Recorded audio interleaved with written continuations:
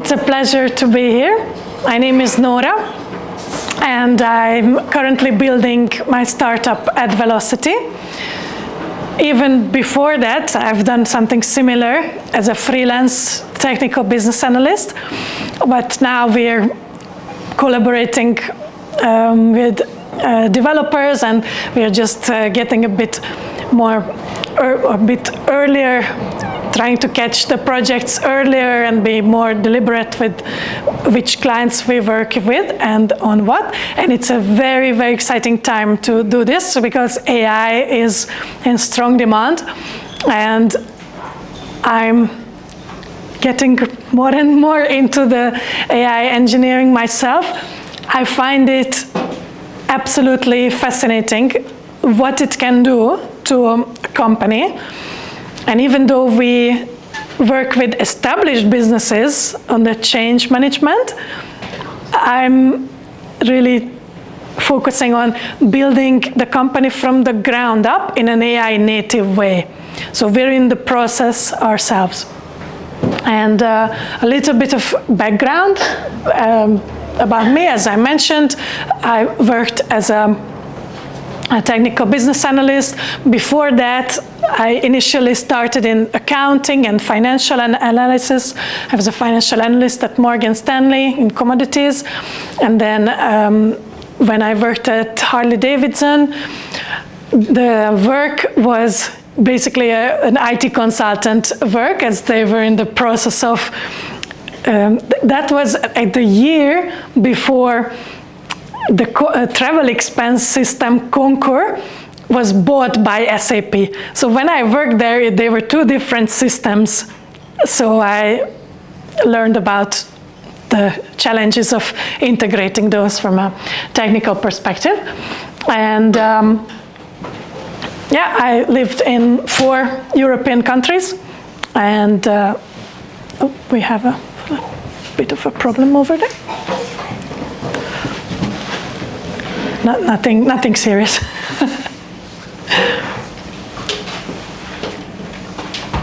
I'm curious where you are, who's in the room, where you are on AI. Are you just in the beginning? If you'd like, please fill out the questionnaire.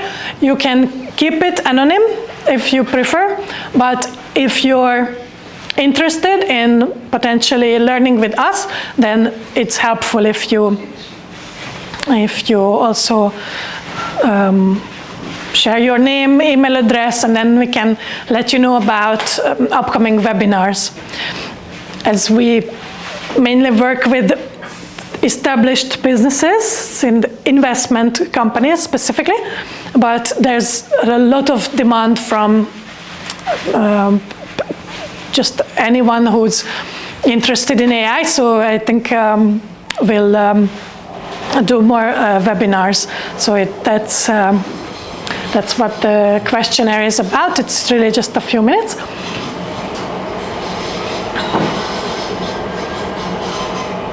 And I'm really happy that the room is so full today because Fable is back from Claude.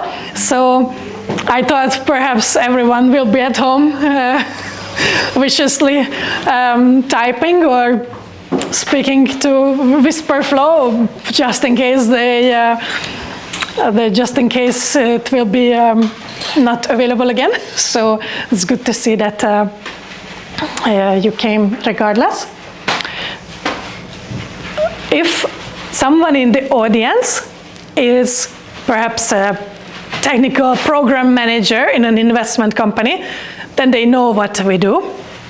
Everybody else, at least in my friends and family, they don't really understand what we do, so I'll try to explain it. There's the investment management element, which are, for example, if you have workplace pensions, your employer is not, and your employer is not an investment business, then they'll go to an asset manager to manage those funds for long years, for decades. There's that element. There's the technical side of it, because we work on IT projects. And there's also the finance and accounting element to deliver those projects in a way that brings tangible value and it's profitable for the company. And that's why also partly based on my background in finance and partly because of we're at the intersection of these three circles, that's why I gave the title to the presentation, high return on investment, as in any investor looks at, okay, I'm going to invest in something. It could be something you buy and you hope to get not just your money back, but a good return on it. It's not different in company projects either. And when we hear those headlines that one company poured $500,000 into some tokens, then you surely ask yourself, how are they going to get return from those huge amounts? But I'd like to highlight that it's partly a myth, partly true. Yeah, sure, you can always try and spend as much money as you want, but what we are here to do is be resourceful and do this project in an intelligent manner, because it's always, if you get the same outcome, but you manage to get there without foolishly pouring way too much money into it, then you got a better, more intelligent solution. And the same way, you don't ask a barber if you need a haircut. We are an independent consultancy, so we don't actually get commission from the cloud provider for when clients need to know for their AI strategy what's ideal. Should they be? Should it be in the cloud? Perhaps it should be, or should it be on premises or hybrid? We're independent, so we can help with those calculations and advise clients without any conflicts of interest. Okay, how many of you are familiar with the buy side, sell side in investment management? I see one gentleman nodding, a few more people, but yeah, it's mainly those quite a specific niche area that a generalist consultant is not going to enter into anytime soon, because the financial markets, the products are a very specific area. And yeah, in one project we had to make sure that the new system calculates the haircut on a repo correctly. So that a lot of finance jargon is needed, and we bring that knowledge. Fun fact, I first tried to break into finance in the worst possible year, 2009. So if you think the job market is tough today, then just think how it was to break into finance in 2009. Just one more slide with more circles, just to help you understand all the elements of our work. There's, of course, it's IT, because it's system integration or implementation. For example, I worked on the Aladdin implementation at Royal London Asset Management. BlackRock Technologies lets smaller asset managers, as in smaller than BlackRock, everybody's smaller than BlackRock. So they let their technologies system, so any asset managers can use BlackRock technologies, but it's not just off the shelf. To really make it happen at the clients, make it work for the clients' workflows, every team their outsourced fund accountants, their custodians, all these third parties. That's a huge project, and that's what one of the examples I've done as a freelancer, as a technical business analyst. So, like I said, we mainly focus on the buy side. And any founders in the room? You know, because I'm new to this, but I'm sure you know as well. The moment I tell someone, okay, and we focus on the buy side, chances are, like last week at an event, they went, why buy side? Why not sell side? I know brokers, maybe they want your projects.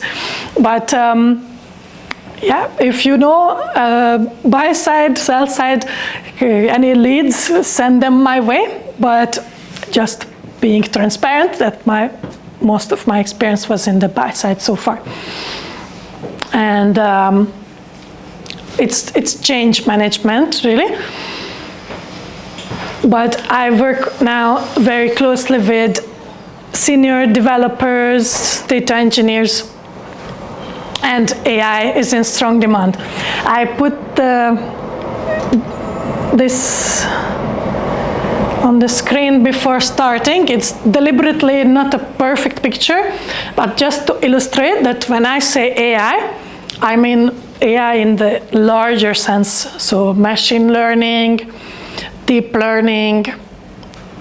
Most of the media today is loudest about the smallest category, just like in families, sometimes the smallest ones get most attention. But so the large language model, generative AI, get most attention these days, but AI is bigger than that, and it overlaps with data science. Very exciting.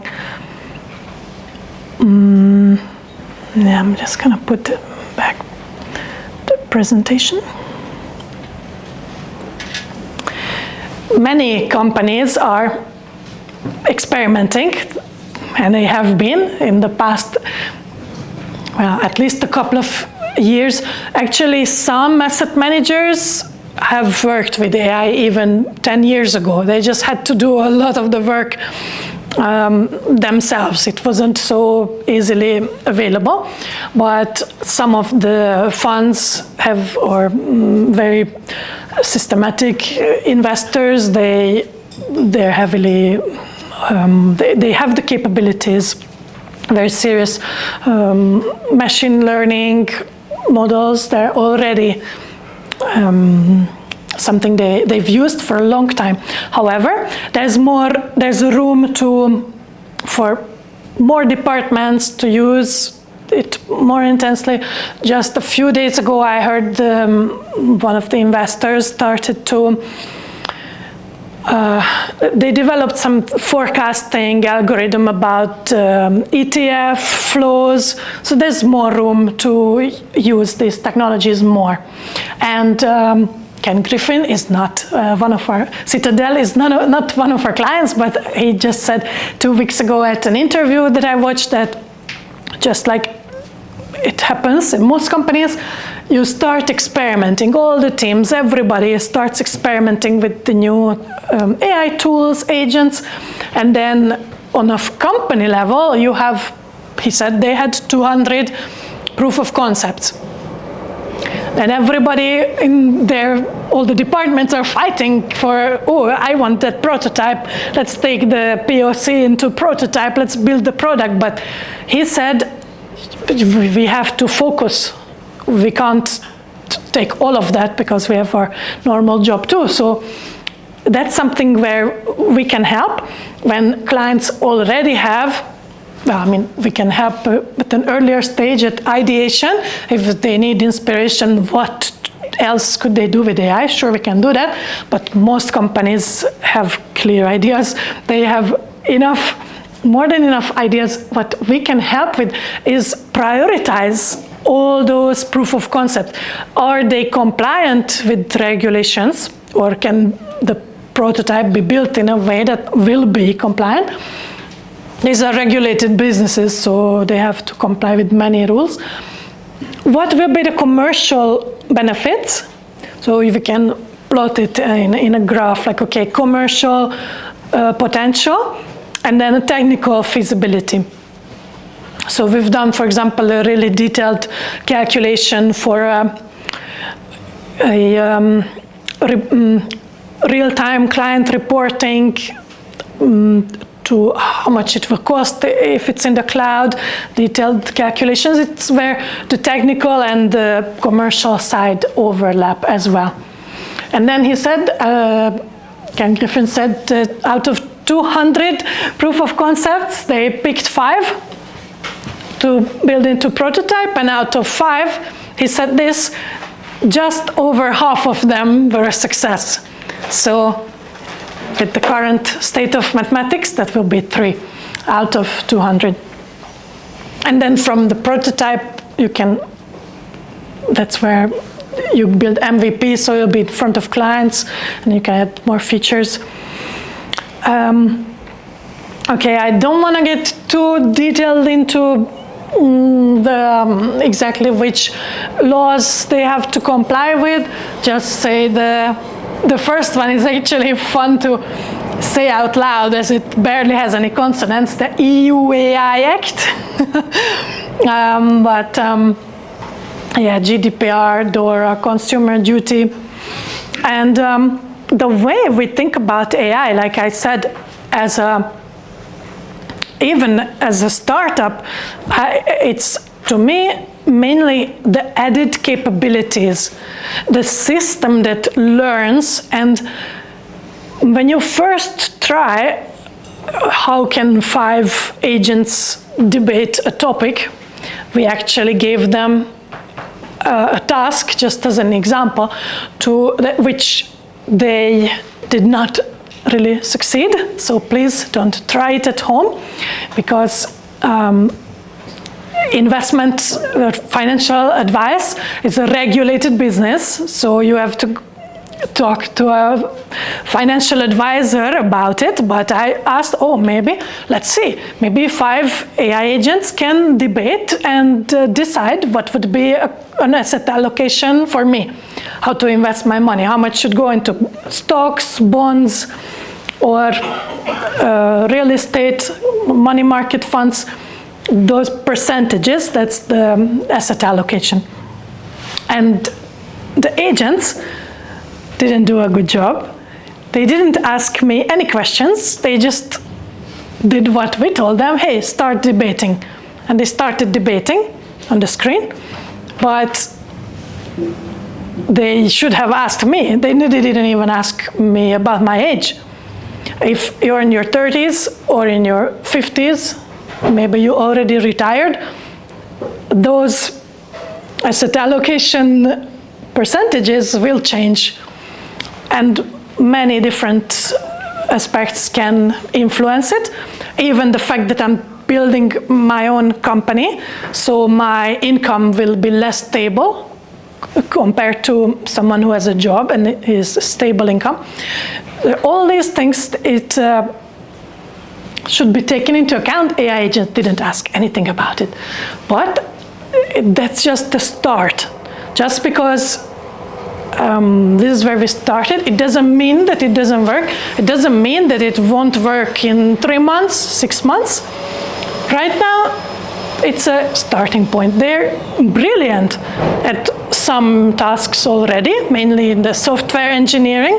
They saved us huge amounts of time.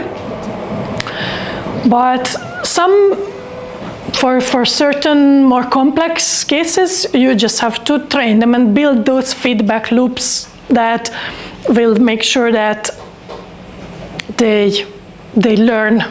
And we're still in the process of building it out ourselves, but that's that vision that I find really fascinating and worth working on, where they learn, you build that memory, the feedback loop, make sure when they can't solve something, because maybe they haven't got access to an API, and so they try to get the information somehow, that's when they stray away in the loop, and that's when things get expensive if you don't pay attention. So the harness and the guardrails are really important, but that's the main thing to me, the extra capabilities. And then, of course, for the business, can AI generate more revenues? I think surely it can, because I see maybe just the grass is greener on the other side, but I see in sales and marketing huge amounts of opportunities. Then there's, of course, time saving, so you gain back your time and you have more capacity. Simplify the workflows, especially if you work with some legacy systems, and AI agents can learn from those systems. It's usually not one agent, but dozens or could be thousands. And they can enhance cross-team collaboration. It's always very important for us when we work with clients that just because one team has one problem, we solve it, the next team should also have an easier time, not creating more work for another team. So we focus on the firm level.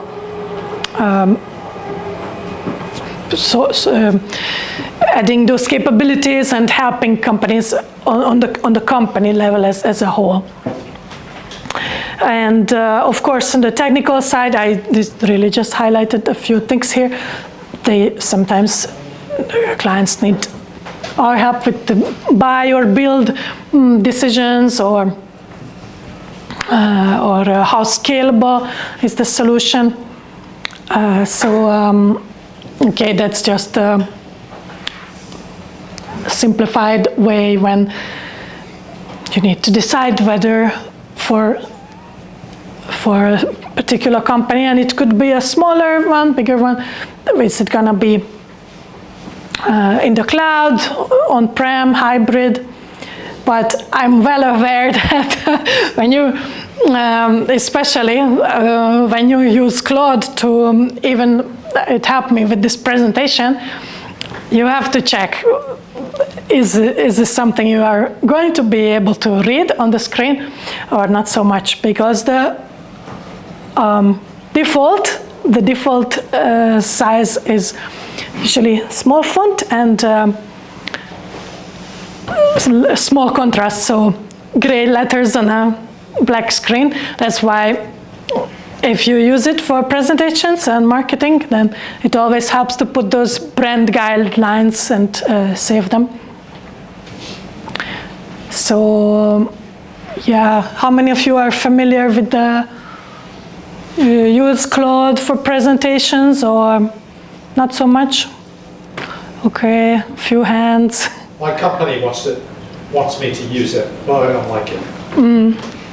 Yeah, it's probably it's usually at first glance you might be disappointed when you hear some marketing talk, and then it's not that easy, but you can learn it. Perhaps you find something that you like about it later. Yeah, I have it here connected, already connected it to Canva, Google Drive, GitHub, Zoho CRM. Actually, last week, someone tried to sell me their services, but they offended me, saying that people with a business degree never heard about GitHub. So people who did a business degree, they never heard of GitHub. Yeah, that's what he said. But I don't think it's helpful if you're trying to sell your services, because, well, I learned Git as well. And I learned in London how to spell Git in it. Okay, data governance and AI governance is very important for companies, but I think this evening we're not going to dive deep into those questions. But just really briefly, of course, for a company, their employees, long-term, their contractors, often those project work. I was a contractor there. They might have consultants. who's going to be responsible for the outcomes that the agent perform the task? That's currently quite a topic they debate. And the data governance was also something when we worked on the Aladdin implementation. It's very important in a change project, and even during business as usual times, that only people who need some information, they get access to that information, very important for the job, but they don't get access to things that are none of their business really, and it's the same with agents, although I think sometimes companies worry a little bit too much about duplication with agents. Did you have the same experience? Because they have the opportunity now to get the workflows done faster, and yeah, maybe there'll be some, maybe 2 agents working in 2 departments. I don't think that's the worst thing that they should be worried about. But it's more about the guardrails, the harness, and the really strong emphasis on security. And so even if one company is slower to adopt AI, cyber criminals don't really care because their productivity is skyrocketed.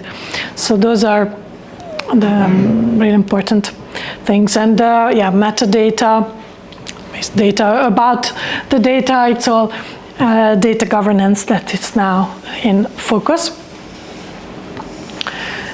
I personally find that setting the right expectations has become so important, because I'm sometimes a little bit disappointed myself. So for example, I tried using OpenClaw, even though I heard about the potential security issues. So okay, let's run it in Docker. But then some people go say, oh, just run it on an old laptop. And it creates the wrong expectations, how OpenClaw can save so much time, but then I expect it to be set up in fast. It's there to save time, isn't it? Then turns out 90 minutes were not sufficient for me to even configure Docker properly, and then I just gave up, and then we tried a few more, but currently having success with Claude agents, and maybe we'll finish setting up Docker on a 8 gigabyte laptop one day, but currently just not focused on that one. Here's this other one. I see these new marketing companies or lead generation agencies. They say, oh, come to our platform because we run these ads for you, and we do this, and we send email sequences, and it runs while you sleep. They say that, runs while you sleep. So I go, oh, so it runs from 11 p.m. until 5 a.m., 6 hours a day? Is that what it does? There's quite a lot of gap between the marketing and the reality these days. And anyone focusing on text-to-speech? Because I wish it would develop faster. I really enjoy when I don't need to type so much, but sometimes I'm just on my phone, and the other day I used just record it and say Python alternatives, just because I was walking in the park and thinking about something, and then speech to text, speech to text, it's not perfect. Here's what it wrote. All right, I'll turn it. So if someone is focused on that in a way that it can understand my accent, then come say hello. Okay, now I'll bring something educational, so I hope you can still pay attention. Prompt prefixing is probably not new, because even for about 2 years, I've seen it everywhere, at least on social media. Here's my prompt, here's to download the master prompt, the best prompt, the super prompt, and then it always starts with your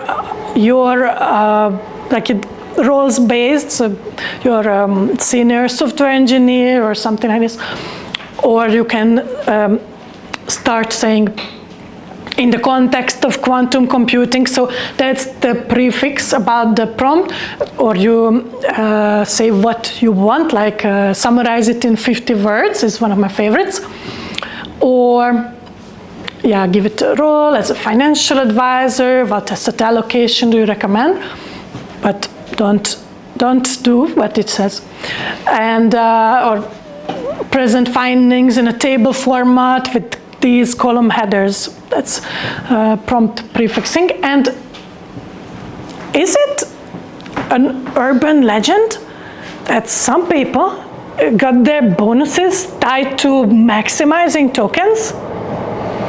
Have you heard about anyone who really has that? Well, if you haven't got your bonus tied to burning as many tokens as you want, then you're working at a sensible company, and you surely want to be smart about new technology. You are? No, not about me, but I think I saw something on the feed about Dario Amadei. He was saying, like, if there's a $500,000 engineer who only spends 50,000 on tokens, there's something wrong with this guy, and he shouldn't be in the role. So that's what I see. Yeah, that's a big imbalance. I see. There's actually an expectation to spend on tokens. Yeah, I would agree with that. To have the token spending, if you work at an AI company, then have it somewhat proportional to your salary. None of the two should be negligible. So yeah, that's interesting. Now, everybody else wants to be mindful about the token spending. We want to use the available tokens, but we don't want to run out of credits too fast. So what can you do about that? First of all, if you can run the same type of jobs back to back, then the cache works well, because it keeps this prefix warm. It's one tip I have for you. Or if you ran out of your daily limit, then perhaps if you can wait, of course, then that's great. You don't have to spend more. Then who's using OpenRouter? Yeah, a few hands. It's really easy to set those limits, guardrails. But if you, for example, look at the cheapest GLM 5.2, then it's going to be also a weaker copy of the model. So it's not about the just with everything. Maybe not the cheapest, but a good balance works well. And then, yeah, sure, volume is important. Can those flat fees cover your needs? Will self-hosting work? Maybe if you process huge amounts of data, but if you don't, then think twice. And then, okay, a simpler one that is most likely more of you are familiar with is don't, because they say treat the AI like an intern. So you tell it what to do, you're not happy with the result, what are you gonna do? Are you gonna shout at them? Well, turns out if you keep typing more messages, that's not the best way to like save tokens, but if you go back and adjust your original prompt, that will be better. You burn more tokens if you keep saying, how can you do this? Try again. And do you clear the context window after 10, 15 chat? Start a new chat. You can ask for a summary, and then start a new chat with that summary and then keep working with that one. When you work with perhaps 3 agents and an orchestrator agent, then that's another opportunity. So the simpler the task, so a few people are nodding, simpler the task, a cheaper model can most likely perform it. However, for cheaper models, you really have to be more specific. You really have to explain more in a more detailed way what exactly you want, in what format, and it will help as well. And for the orchestrator agent, it's just best to get a smarter model. I noticed while I put together this presentation that I connected some of those tools that I showed. I didn't need it for a task, yes? Sorry, I was just saying 5 minutes. Okay, yeah. I didn't need those for a task, and it got stuck. It couldn't finish the task because it was trying to work with the connector where it wasn't needed. So turn off what you don't need, just like with the TV. We need it now, so we keep it on, but later we turn it off. And yeah, of course, work with a big PDF, like if you're maybe you analyze the annual report of a company for stock analysis. Those are 300 pages. You just need a part of it, then of course take that chunk. And then there are some basic topics more basic tips that most likely you don't need because you are already familiar with these.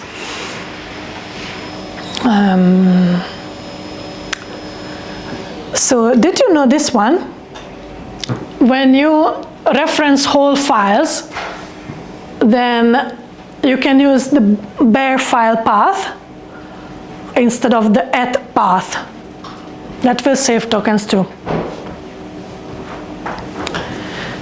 Thank you very much.